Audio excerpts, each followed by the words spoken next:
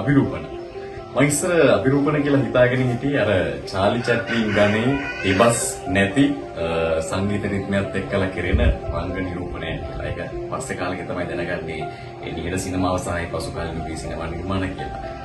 ඒ කියන්නේ ඒක අභිරූපණ නෙවෙයි.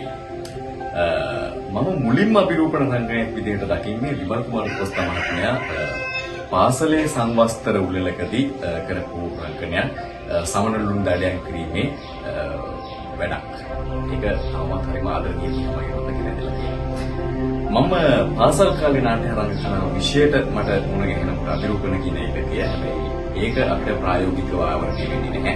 ඒක සාමාන්‍යයෙන් අදහස මොකක්ද කියන එක පැහැදිලි කරගන්න දෙන සතහනකින් සීමා වෙනවා.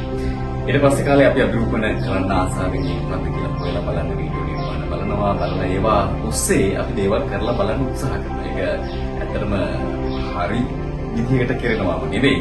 අනුකරණාත්මක රංග ක්‍රියාවලියක් විදිහට තමයි ඒක සිද්ධ වෙන්නේ. හැබැයි එහෙම කරලා සමස්ත ලංකා මට්ටමේ පාසල් ජයග්‍රහණ ලබා ගන්න පුළුවන් වෙලා තියෙනවා. හැබැයි තවමත් මම දන්නේ නැහැ අභිරූපණ කියන කලාව කොහොමද ඒකට අදාළ කරන දේවල් ගොඩනගන්නේ, කොහොමද ඒකේ නිර්මාණාත්මක භාවිතාව හදාගන්නේ, සාහිත්‍ය ශිල්පීය කාරණා මොනවද කියන එක ගැන මට අදහසක් නැහැ. හැබැයි නළුවෙක් වෙන්න අවශ්‍ය කරන මේ මුහුණේ හැඩතල නැත්නම් මේ සාත්වික අභිනයට අවශ්‍ය කරන හැඩතල හදාගන්න අභිරූපණ ශිල්පියෙක් විදිහට කරන පුහුණු වීම සෑහෙන්න වැදගත් වෙනවා. විතරක් නෙවෙයි වේදිකාව ඇතුලේ කිසිම දෙයක් නැති තැනක දේවල් මවන්න පුළුවන් වෙන.